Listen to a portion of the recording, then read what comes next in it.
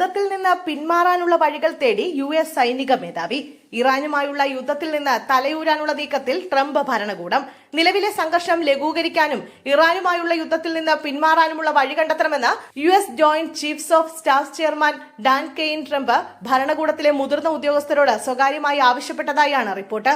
സംഘർഷം മൂർച്ഛിച്ചാൽ നിലവിലെ സൈനിക നടപടികളിൽ തിരിച്ചടി ഉണ്ടായേക്കാമെന്നും വ്യോമാക്രമണം കൊണ്ട് മാത്രം പ്രസിഡന്റ് ഡൊണാൾഡ് ട്രംപ് ലക്ഷ്യമിടുന്ന കാര്യങ്ങൾ നേടിയെടുക്കാൻ സാധ്യതയില്ലെന്നും ഡാൻ കെയ്ൻ കഴിഞ്ഞ ഏതാനും ആഴ്ചകൾക്കിടെ ട്രംപിന്റെ മറ്റ് ഉന്നത ഉപദേശകരെ അറിയിച്ചതായി CNN റിപ്പോർട്ട് ചെയ്യുന്നു. അതുകൊണ്ട് തന്നെ യുദ്ധത്തിൽ നിന്ന് പിന്മാറാനുള്ള ഒരു വഴി അമേരിക്ക കണ്ടെത്തേണ്ടതുണ്ടെന്നും അദ്ദേഹം ആവശ്യപ്പെട്ടു. ഹോർമൂസ് കടലിടുക്കിൽ UAEയുടെ എണ്ണ ടാങ്കറിന് നേരെ മിസൈൽ ആക്രമണം. അബുദാബി നാഷണൽ ഓയിൽ കമ്പനിയുടെ എണ്ണക്കപ്പലാണ് ഇന്നലെ പുലർച്ചെ ആക്രമിക്കപ്പെട്ടത്. ആർക്കും പരിക്കില്ല. യുദ്ധം ആരംഭിച്ച ശേഷം ഇന്നലെ വരെ അഡ്നോക്കിന്റെ 16 എണ്ണ ടാങ്കറുകൾ ആക്രമിക്കപ്പെട്ടു. ഇതുവരെ ഉണ്ടായ ആക്രമണങ്ങളിൽ ആകെ 20 പേർക്ക് പരിക്കേൽക്കുകയും ഒരാൾക്ക് ജീവൻ നഷ്ടപ്പെടുകയും ചെയ്തതായി അഡ്നോക്ക് അറിയിച്ചു. UAEയുടെ കപ്പൽ ആക്രമിച്ചതിനെ ഗൾഫ് സഹകരണ കൌൺസിലും UAEയും സൗദിയും അപലപിച്ചു. ഹോർമ്യൂസ് കടലിടുക്കിനെ സമ്മർദ്ദത്തിനും വിലപേശലിനുമായി ഇറാൻ ഉപയോഗിക്കുകയാണെന്നും കടൽ കൊള്ളയാണിതെന്നും UAE വിദേശകാര്യ മന്ത്രാലയം കുറ്റപ്പെടുത്തി.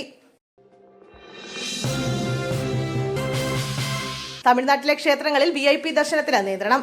VIP സന്ദർശനത്തിന് തലേന്ന് തന്നെ വിവരം അറിയിക്കണമെന്നാണ് പുതിയ തീരുമാനം. ക്ഷേത്രത്തിലെത്തുന്ന സമയവും ഒപ്പമുള്ളവരുടെ എണ്ണവും അറിയിക്കണം. ക്ഷേത്രത്തിനുള്ളിൽ വീഡിയോ ചിത്രീകരണവും അനുവദിക്കില്ല.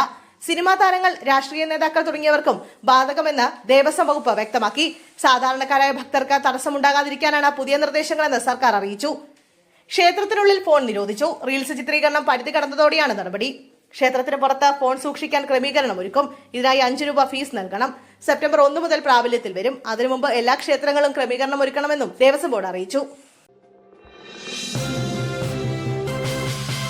അർജുൻ ആയങ്കിയെ പോലീസ് അറസ്റ്റ് ചെയ്തു. നിരവധി കേസുകളിൽ പ്രതിയായ അർജുൻ ആയങ്കിയെ 2 ദിവസത്തിലേറെ നീണ്ട തിരച്ചിലിനൊടുവിൽ പോലീസ് അറസ്റ്റ് ചെയ്തു.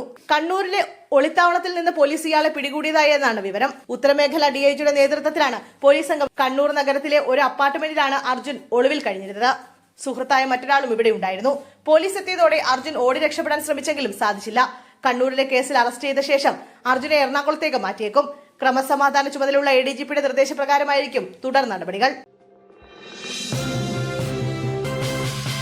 ഗുണ്ടകളെ പൂട്ടാനുറച്ച കേരള പോലീസ്. സംസ്ഥാനത്തെ ഗുണ്ടകൾക്കെതിരായ ഓപ്പറേഷൻ ഗ്രിപ്പിന്റെ ഭാഗമായി പട്ടിക തയ്യാറാക്കി പോലീസ്. 300 ഗുണ്ടകളാണ് പോലീസിന്റെ പട്ടികയിലുള്ളത്. ഒരാഴ്ച മുമ്പേ രഹസ്യമായി പോലീസ് നീക്കം തുടങ്ങിയിരുന്നു. ഗുണ്ടകളുടെ സ്പോൺസർമാരെ കുറിച്ചും ഇന്റലിജൻസിന് വിവരം ലഭിച്ചു. ജാമ്യം തേടി പുറത്തിറങ്ങിയ ശേഷം ഗുണ്ടാ പ്രവർത്തനം ചെയ്യുന്നവരുടെ ജാമ്യം നിഷേധിക്കാൻ പോലീസ് കോടതിയെ സമീപിക്കാനും നീക്കം ആരംഭിച്ചു. ഗുണ്ടകളുടെ സ്പോൺസർമാരെ കുറിച്ച് ഇന്റലിജൻസിന് ലഭിച്ചത് ഞെട്ടിക്കുന്ന വിവരങ്ങളാണ്. ശത്രുക്കളെ വിരട്ടാനും വകവരുത്താനും ഗുണ്ടകൾക്ക് ചെലവാക്കുന്നത് കോടികളാണ്. മധ്യകേരളത്തിലെ വ്യവസായി ബംഗളൂരുവിൽ നിന്ന് ഗുണ്ടകളെ കൊണ്ടുവന്നതിന്റെ വിവരങ്ങൾ പോലീസിന് ലഭിച്ചു. വിദേശത്തേക്ക് ഗുണ്ടകളെ അയച്ചും കുടിപ്പക തീർക്കാൻ ശ്രമിച്ചു.